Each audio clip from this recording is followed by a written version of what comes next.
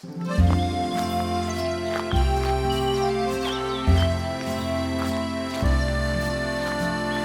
चूड़ी ले लो, अरे रंग बिरंगी चूड़ी, जिसके कलाई पर पहने वही चमक जाए। अरे भाई ले लो ले लो, रामू की बनाई हुई रंग बिरंगी और अच्छी भी और सस्ती चूड़ी। तभी गांव की दो औरतें उसके सामने आकर रुक जाती है। कितने की चूड़ी दे रहे हो भाई साहब? अरे ज्यादा महंगी नहीं है, बस 2 रुपए की चूड़ी दे दूंगा बहन जी। एक बार ले लीजिए, ये पहनने से जल्दी टूटती भी नहीं है और इसका रंग भी नहीं जाता है। अरे कितनी भद्दी लग रही है, ऐसी चूड़ी कौन लेगा?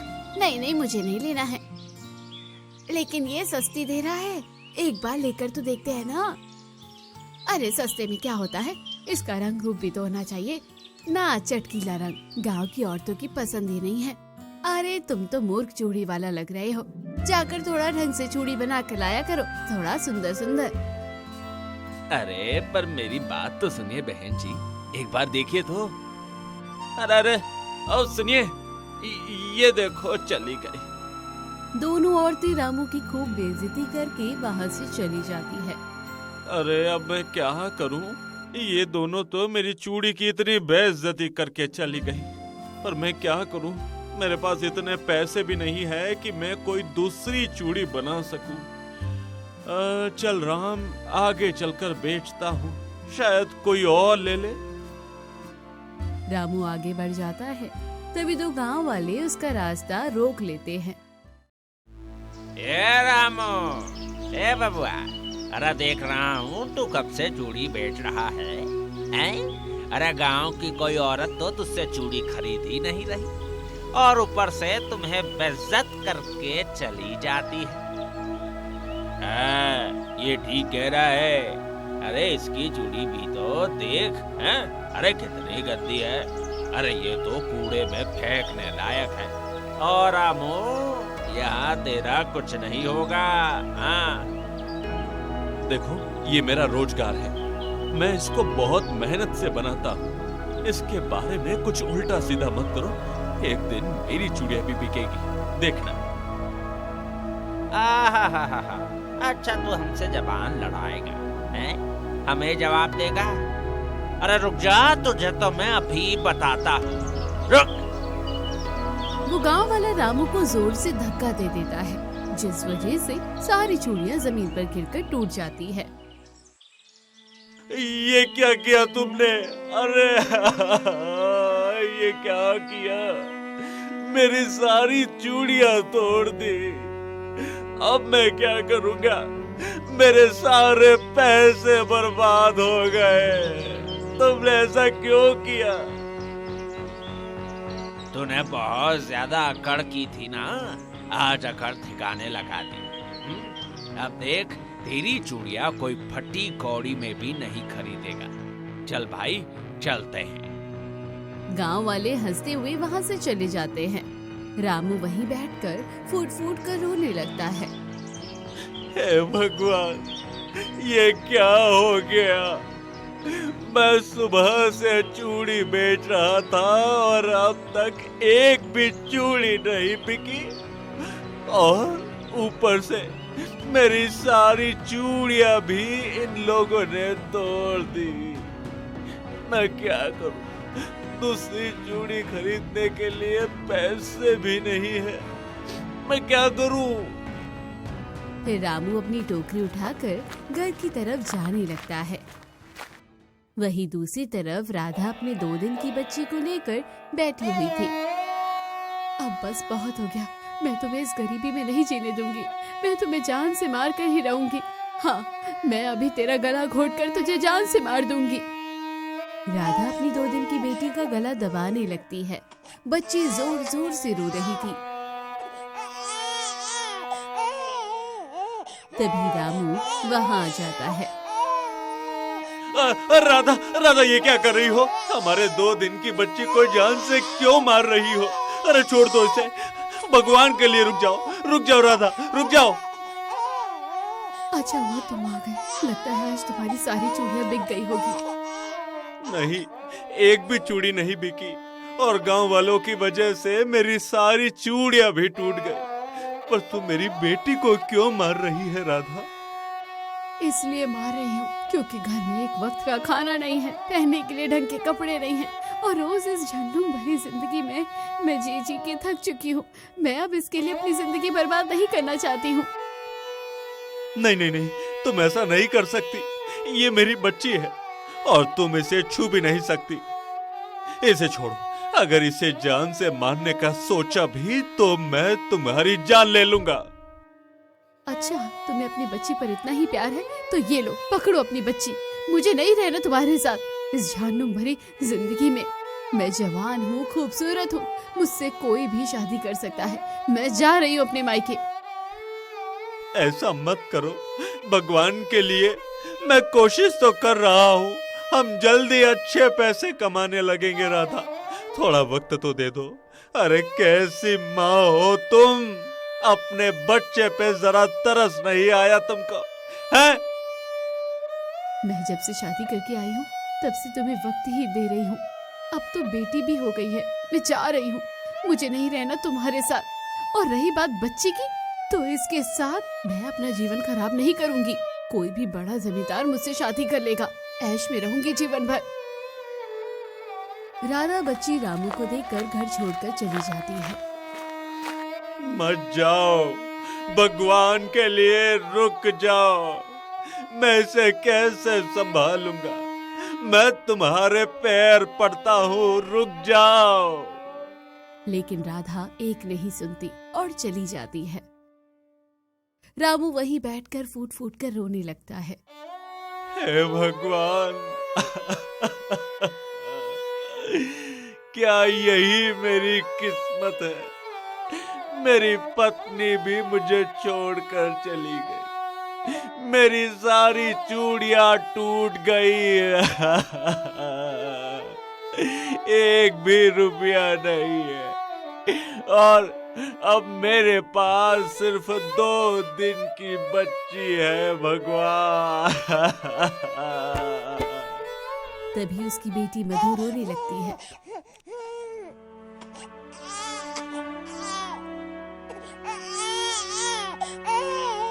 क्या क्या हुआ बेटी, तुम रो क्यों रही हो? लगता है भूख लगी होगी। हे भगवान, कैसे चुप कराऊं इसको?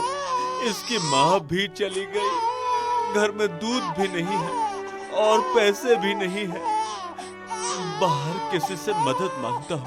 हाँ, चल चल। रामू बाहर निकलकर एक गांव वाले से दूध मांगता है। उसे देख गांव वाले हंस पड़ते हैं। ए बबुआ, मेरे पास दूध नहीं है, और हाँ, मैंने तेरी पत्नी को जाते हुए देखा है। लगता है वो भी तुझे छोड़कर चली गई, है ना? अरे बेचारा रह गया 2 दिन की बच्ची को लेकर भीख मांगने को है। अरे पत्नी छोड़कर नहीं भागेगी तो और क्या करेगी? अरे जब उसकी जरूरत भी पूरी नहीं कर सकता है। भगवान के लिए दया करो, मेरी बच्ची भूखी है, दूध दे दो, कोई तो दूध दे दो। ए भाई, चल चल। अरे हमारे खुद के बच्चे नहीं है क्या? हैं? चल निकल यहाँ से। गांव वाले उसका खूब मजाक उड़ाते हैं। रामू कई जगह जाता है लेकिन कोई भी उसकी मदद नहीं करता। आखिर में वो घर लौट आता है। मधु बेटी, आज चीनी पानी पी लो, कल कुछ इंतजाम करूंगा। मैं तेरा अच्छे से ध्यान रखूंगा, चाहे मुझे उसके लिए किसी भी हद तक जाना क्यों ना पड़े। ऐसे ही मेहनत मजदूरी करके दिन कटते जाते हैं। देखते ही देखते 18 साल बीत जाते हैं, लेकिन गरीबी रामू का पीछा नहीं छोड़ती है। और वही मधु जो समय के साथ सबसे बदसूरत लड़की बन जाती है, उसका काला रंग, छोटे बाल। पिताजी, मैं अब और इस गरीबी में नहीं जीना चाहती। मैं खूबसूरत भी नहीं हूँ, मेरे लंबे बाल हैं, और ऊपर से ना तो पहनने के लिए कोई ढंग का कपड़ा है, ना ही खाने को भर पेट खाना।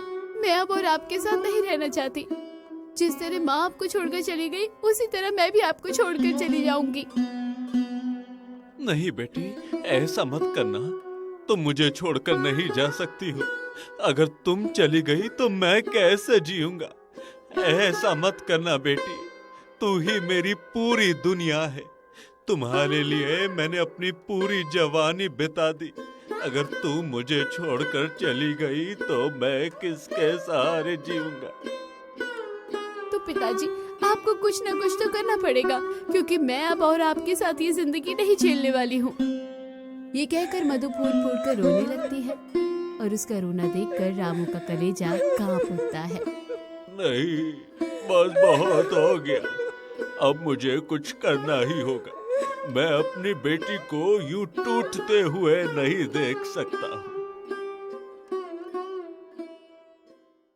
फिर रामू अपनी चूड़ी वाला झोला लेकर निकल पड़ता है और चलते चलते वो घने जंगलों में पहुंच जाता है, जहाँ एक पेड़ के पास पहुंचते ही उसकी नजर ठिठक जाती है। उस पेड़ पर रंग बिरंगी चूड़ियों का इतना बड़ा ढेर लगा होता है जैसा उसने अपने पूरे जीवन में कभी नहीं देखा था। अरे, ये मैं क्या देख रहा हूँ? इतने सारे चूड़ियों का ढेर तो मैंने अपने जीवन में कभी नहीं देखा। और ये सब तो सोने चांदी हीरे जैसे चमक रही है। ये कैसे हो सकता है? चलो एक काम करता हूँ, यही सारी चूड़ियां लेकर गांव में बेच देता हूँ। कम से कम कुछ पैसे तो आ ही जाएंगे। आज भाग्य ने मेरी किस्मत खोल दी है। अब मैं सच में अमीर होने वाला हूँ। हाँ। फिर जैसे ही रामू उस चूड़ियों को हाथ लगाने के लिए आगे बढ़ता है, अचानक चारों तरफ अजीब सी गूंज फैल जाती है और जोर जोर से हंसी की आवाज सुनाई देती है।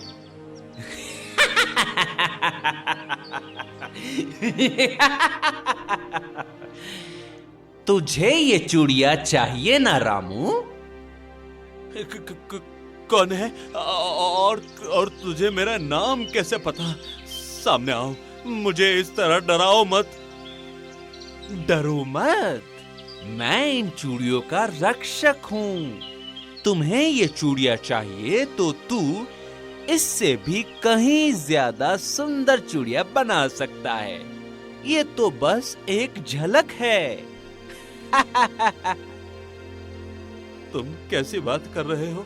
अब मुझसे तो ढंग की चूड़ियां बनती नहीं, और जो बनती है उसे भी गांव वाले नहीं खरीदते। फिर मैं इतनी खूबसूरत चूड़ी कैसे बना सकता हूँ? तू ऐसी चूड़ियां बनाएगा कि पूरे गांव के लोग ना चाहकर भी तेरी चूड़ियां पहनेंगे। हाँ। भला ऐसा भी हो सकता है? बताओ, मुझे क्या करना होगा? इसके लिए तुझे एक मंत्र सीखना होगा। हैं? अरे भला तुम मुझे मूर्ख बना रहे हो? हैं? अरे भला चूड़ी का भी कोई मंत्र होता है क्या? हैं? अगर तूने वो मंत्र सीख लिया तो तेरी गरीबी भी दूर हो जाएगी और तेरी चूड़ियों के दीवाने आसपास के सारे गांव हो जाएंगे। हाँ। अच्छा, ठीक है, मैं वो मंत्र सीखने के लिए तैयार हूँ। बताओ, वो मंत्र क्या है? सोच ले, लेकिन इसकी कीमत चुकानी पड़ेगी तुझे। मैं कीमत चुकाने को तैयार हूँ। मैंने गरीबी की बहुत कीमत चुकाई है। भूखा रहकर अपनी बेटी को पाला है। गरीबी की वजह से मेरी पत्नी मुझे छोड़कर चली गई और आज मेरी बेटी भी मुझे छोड़ने वाली है। इसलिए अमीर बनने के लिए मैं कुछ भी करने को तैयार हूँ। इतना सुनकर अचानक तेज रोशनी फैलती है और जमीन पर एक चमकता हुआ मंत्र उभर आता है। यही मंत्र है। जब भी तू चूड़ियां बनाए उसके बाद इसे बोलना, तेरी सारी इच्छा पूरी होगी। लेकिन याद रखना, इसे कोई अच्छे के लिए इस्तेमाल करता है तो कोई बुरे के लिए। ये तुम्हारे हाथ में है।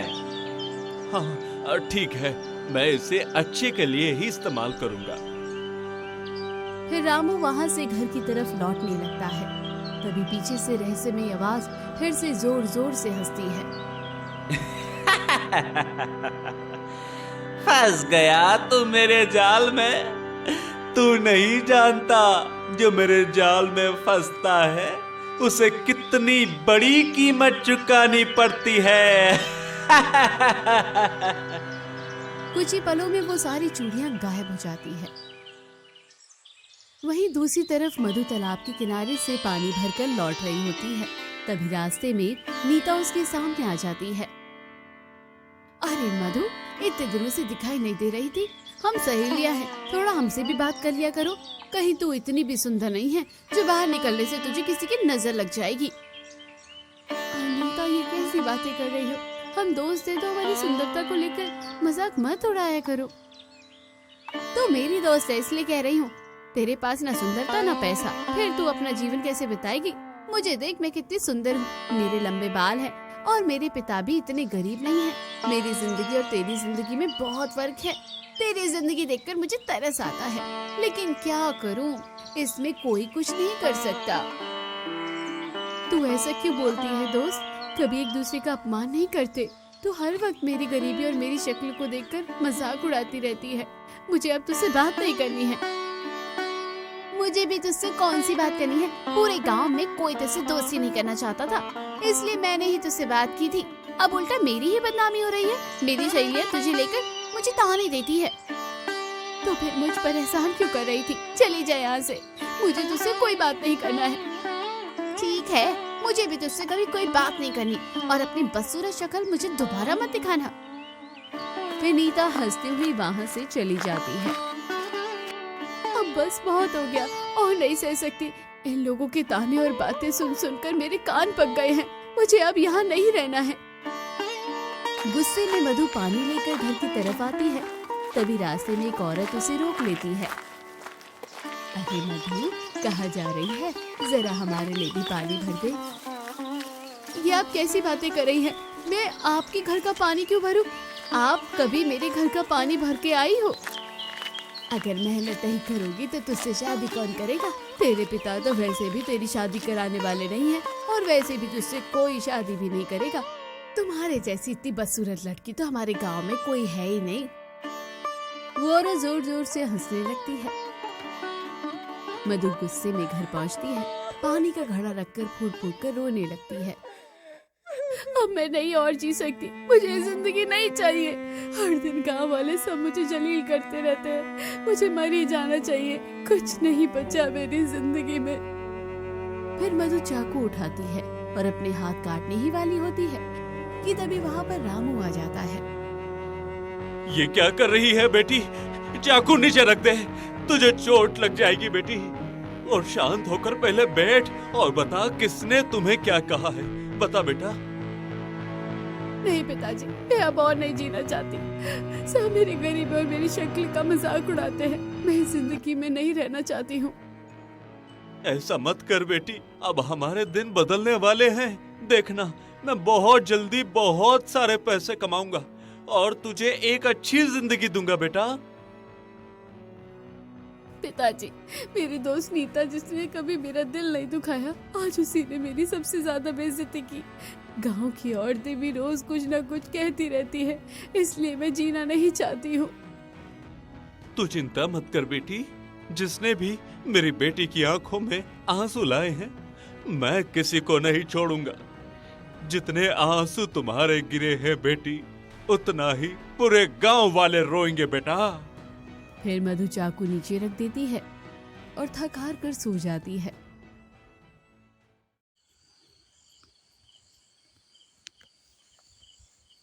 रात होते ही रामू चूड़ियां बनाने लगता है। बड़े साइज की चूड़ियां तैयार हो जाती है। छोटी साइज की चूड़ियां बनाने के पैसे नहीं हैं, लेकिन जितने हैं उसी में काम चलाऊंगा। फिर वो सीखा हुआ मंत्र बोलता है और कुछ ही पलों में तेज रोशनी फैल जाती है। उसकी सारी मोटी चूड़ियां चमचमाती खूबसूरत हो जाती है। इतनी खूबसूरत चूड़ियां मैंने अपने जीवन में कभी नहीं देखी। अब लगता है मेरी सारी चूड़ियां बिक जाएगी। तभी रहस्यमयी आवाज आती है। रामू, अब तुम इस चूड़ी से जो चाहो वो कर सकते हो।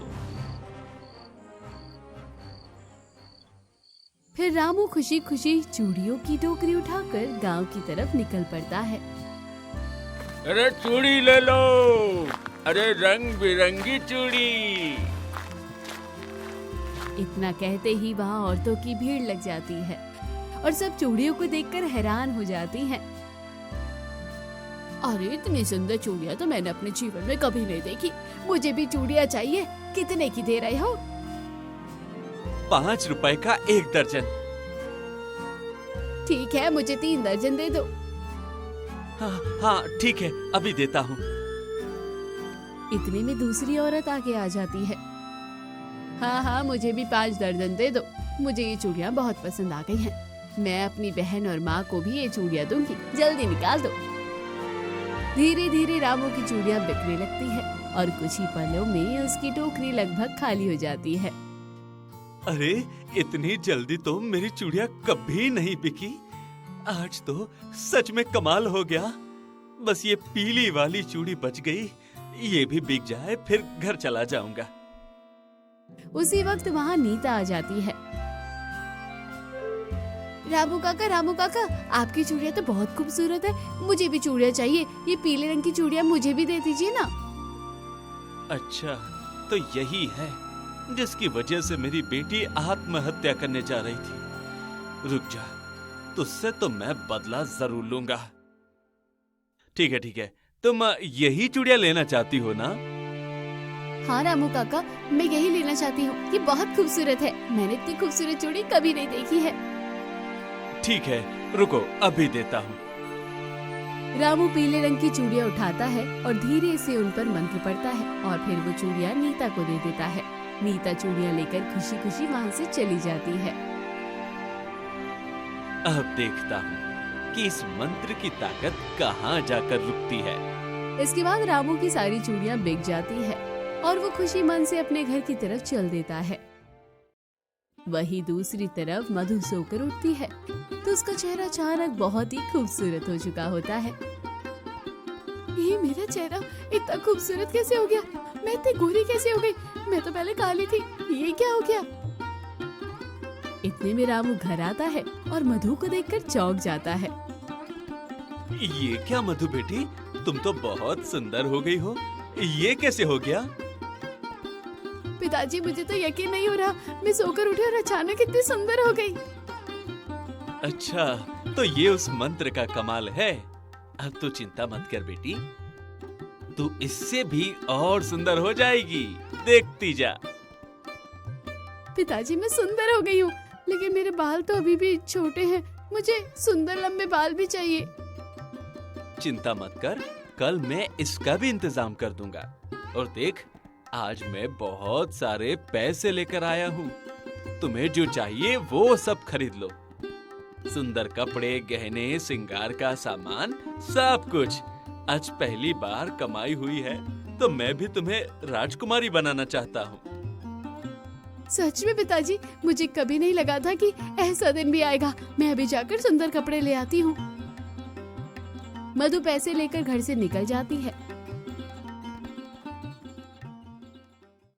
वहीं दूसरी तरफ नीता अपने शीशे के सामने खड़ी होती है और जैसे ही वो अपना चेहरा देखती है तो डर जाती है। ये क्या, मेरा चेहरा इतना काला और भद्दा कैसे हो गया? नहीं, ये नहीं हो सकता। वो फूट फूट कर रोने लगती है। अगले दिन फिर रामू चूड़ियां लेकर गांव की तरफ निकल पड़ता है और जैसे ही वो गांव पहुंचता है औरतों की फिर से भीड़ लग जाती है। जल्दी ये चूड़ियां मुझे दे दो, वो वाली मुझे दे दो। तभी रामू की नजर उस औरत के लंबे घने बालों पर पड़ती है। इसके बाल तो बहुत लंबे और घने हैं। अगर ये मेरी बेटी को मिल जाए तो कितना अच्छा लगे। हाँ बहन जी, आपको चूड़ियां देता हूँ। ये वाली चूड़ियां ले लीजिए। ये चूड़ी बहुत ही खूबसूरत है। ठीक है, दे दीजिए यही वाला। वैसे भी आपकी चूड़ियां तो बहुत ही खूबसूरत होती हैं। रामू एक चूड़ी उठाता है और उस पर मंत्र पढ़ता है और औरत को दे देता है। वो औरत चूड़ियां लेकर चली जाती है और शाम तक रामू की सारी चूड़ियां बिक जाती है। और शाम को जैसे ही रामू घर पहुंचता है, मधु खुशी से झूम रही होती है। पिताजी देखिए ना, आपने कर दिखाया, मेरे लंबे घने बाल हो गए और मैं इतनी सुंदर लग रही हूँ। अब तो मैं सच में बहुत खुश हूँ, आपने मेरी सारी इच्छाएं पूरी कर दी। मैं भी बहुत खुश हूँ बेटी। आज पहली बार तुझे इतना खुश देखकर मेरा दिल भर आया है। वहीं दूसरी तरफ वही औरत नीचे बैठकर फूट फूट कर रो रही होती है। हे भगवान, मेरे सुनहरे लंबे बाल कहाँ चले गए? उनके बदले छोटे छोटे बाल कैसे आ गए? मेरे बाल वापस कर दो। वो फूट फूट कर रोती रहती है। इसी तरह रामू कई दिनों तक चूड़ियां बेचता रहता है। कभी किसी औरत से गहने, तो कभी किसी से रूप सुंदरता, तो कभी किसी से बाल मंत्र के सहारे ले लेता है। और देखते ही देखते वो बहुत धनी व्यक्ति बन जाता है और उसकी बेटी एक सेठानी की तरह रहने लगती है। ये देखकर पूरे गांव वाले जलने लगते हैं। अरे ये क्या हो रहा है? अरे हमारे गांव की औरतें और बेटियां बदसूरत होती जा रही है और रामू की बेटी दिन पर दिन और खूबसूरत होती जा रही है। हैं? हाँ यार, मेरी बेटी की खूबसूरती चली गई और उसकी बेटी इतनी सुंदर हो गई है। अरे मेरी नीता बेटी दिन रात रोती रहती है। ये सब कैसे हो सकता है यार? अरे मुझे तो लगता है इसमें जरूर कुछ गड़बड़ है। रामू ने ही कुछ किया है जो हमें दिखाई नहीं दे रहा है। इसमें से एक औरत वहाँ आकर रोने लगती है। मेरे सारे गहने गायब हो गए हैं, मेरे घर में एक भी गहना नहीं बचा है। अब तो साफ है, रामू हम सबको लूटकर अमीर बनता जा रहा है। जरूर उसकी चूड़ियों में कुछ है। पहले कोई एक चूड़ी नहीं खरीदता था और अब घंटों में सब बिक जाती है। कल से कोई भी रामू से चूड़ी नहीं खरीदेगा। हाँ, हम नहीं खरीदेंगे। अगले दिन जैसे ही रामू चूड़ियां लेकर आता है, औरतें फिर से उसके पास इकट्ठी हो जाती है और सारी चूड़ियां खरीद लेती है और रामू मुस्कुराता हुआ वहाँ से चला जाता है। देखो, कल कह रहे थे कि कोई नहीं खरीदेगा और आज फिर सबने खरीद ली है। हमें खुद नहीं पता, हम खरीदना नहीं चाहते, लेकिन जैसे ही उसकी चूड़ियां आती हैं, हम खुद को रोक नहीं पाते, जैसे कोई खींच रहा हो हमें। अरे ये बहुत बड़ी समस्या है, हमें इसका कोई ना कोई हल निकालना ही होगा भाइयों। सारे गांव वाले चिंता में पड़ जाते हैं और ऐसे ही थोड़ा वक्त और बीत जाता है। एक दिन मधु रास्ते से गुजर रही होती है। उसके शरीर पर सुंदर कपड़े होते हैं। वो इतनी सुंदर लग रही होती है कि उसे देखकर गांव का एक लड़का सूरज मोहित हो जाता है। अरे इतनी खूबसूरत लड़की मैंने तो अपनी जिंदगी में कभी नहीं देखी है और ये कपड़े और भी स्वर्ग से उतरी हुई अप्सरा लग रही है। मुझे इससे जाकर बात करनी चाहिए, क्या पता ये मुझसे शादी भी कर ले। इतना सोचकर सूरज धीमे मधु के सामने आ जाता है। तुम कौन हो और मेरे सामने क्यों खड़े हो? यहाँ क्या करने आए हो? देखो मधु, तुम दिन प्रतिदिन और ज्यादा खूबसूरत होती जा रही हो। तुम्हारी सुंदरता देखकर मैं बहुत ज्यादा मोहित हो गया हूँ। क्या तुम मुझसे शादी करोगी? मैं तुम्हें हमेशा खुश रखूंगा। मैं भी एक जमींदार का बेटा हूँ, तुम मुझसे शादी कर लो।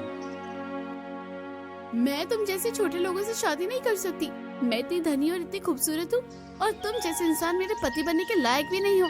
मैं तो इस गांव की रानी हूँ और मेरे लिए तो कोई राजकुमार आएगा, वो भी घोड़े पे सवार होकर। तुम जैसे छोटे लोगों से मैं बात करना भी पसंद नहीं करती हूँ। तुम ऐसा क्यों बोल रही हो मधु? पहले तो तुम इतनी बद्धी और बदसूरत दिखती थी और गरीब थी। उस वक्त तो हम लोग तुम्हें देखना भी पसंद नहीं करते थे और आज जब तुम खूबसूरत हो गई हो तो खूबसूरती के साथ साथ भगवान ने तुम्हारे अंदर घमंड भी भर कर दे दिया है। वो तो देंगे ही, भगवान ने मुझे खूबसूरती दी है तो घमंड भी देंगे। अब जाओ, आइंदा कभी अपना ये बदसूरत चेहरा मुझे मत दिखाना। चले जाओ यहाँ से। मधु आगे बढ़ जाती है। तुम्हें जिस खूबसूरती पर इतना घमंड है, देखना एक दिन यही खूबसूरती तुम्हारे लिए ही अभिशाप बन जाएगी। फिर सूरज गुस्से में वहाँ से चला जाता है। अब इन छोटे लोगों की इतनी औकात हो गई कि मुझसे शादी करने के ख्वाब देखने लगे हैं। जिन लोगों ने मेरा पहले मजाक उड़ाया था, मैं अब किसी को जिंदा नहीं छोड़ूंगी। इतने में रामू सामने आता है। क्या हुआ बेटी, आज तुम बहुत परेशान लग रही हो। क्या हुआ, किसी ने कुछ कहा या मेरी बेटी को कुछ और चाहिए? पिताजी, एक 2 कौड़ी का लड़का, जमींदार का बेटा सूरज मुझसे शादी करने का सपना देख रहा था। मैंने उसे उसकी औकात दिखा दी और बेइज्जत करके भगा दिया। तुमने ये क्या किया बेटी? सूरज जमींदार का बेटा है और बहुत अच्छा स्वभाव का भी है। गांव में उसका बहुत मान सम्मान है। तुमने उससे शादी के लिए हाँ क्यों नहीं कर दी बेटा? आप पागल हो गए पिताजी। हम खुद इस गांव के सबसे बड़े सेठ हैं, सबसे ज्यादा अमीर है, तो हम भला ऐसे छोटे लोगों से शादी क्यों करेंगे? ये मेरी बेटी इतनी घमंडी कैसे हो गई? पिताजी, अब मुझे उन सभी गांव वालों से बदला लेना है जिन्होंने कभी मुझे बदसूरत कहकर मेरा मजाक उड़ाया था। मेरी सारी इच्छाएं पूरी हो चुकी है। मैं भी खूबसूरत हूँ और सबसे अमीर हूँ। सबसे ज्यादा गहने और कपड़े मेरे पास है, इसलिए मैं अब उन सबको जान से मारना चाहती हूँ। बेटी, तुम कैसी बातें कर रही हो? भला हम किसी की जान कैसे ले सकते हैं? जिन्होंने तुम्हारा मजाक उड़ाया था उन्हें उनकी सजा मिल चुकी है। वे सब रो रहे हैं क्योंकि उन्होंने अपनी सुंदरता और जेवर सब खो दिए हैं। इतना काफी है बेटा, उन्हें जान से मारने की जरूरत नहीं है। पिताजी, मैं जो कह रही हूँ आपको बस वही करना होगा, मुझे कुछ और नहीं सुनना है। देख बेटी, मैं तुम्हारी हर इच्छा पूरी करता गया, लेकिन इसका मतलब ये नहीं कि तुम घमंडी और अंधी हो जाओ। जरूरत और लालच में फर्क होता है। तुम्हारी जरूरतें पूरी हो गई हैं, लेकिन अब तुम्हारी लालच रुकने का नाम नहीं ले रही। अगर ऐसा ही चलता रहा तो हमें इसकी बहुत बड़ी कीमत चुकानी पड़ेगी। नहीं, अगर आप मेरे साथ नहीं देंगे तो आप मुझे वो मंत्र सिखा दो। मैं खुद ही पूरे गांव को मार दूंगी और फिर मैं इस गांव की रानी बन जाऊंगी और सब मेरे कदमों में झुकेंगे। नहीं, मैं तुम्हें वो मंत्र कभी नहीं देने वाला। मैंने बहुत बड़ी गलती कर दी तुम्हारी सारी इच्छाएं पूरी करके। पहले मैं गरीब था, तब तुम में इंसानियत थी, लेकिन अब तुम्हारे अंदर इंसानियत पूरी तरह मर चुकी है। देखो पिताजी, आप बहुत फिर से सुंदर हो गए। मुझे यकीन नहीं हो रहा। अरे लगता है रामू की जादुई चूड़ी का जादू टूट गया है? अब हमारा गांव आजाद है। इतना सुनते ही गांव वाले खुशी से झूम उठते हैं और फिर सभी लोग शांतिपूर्वक अपना जीवन जीने लगते हैं और कहानी भी यहीं खत्म होती है।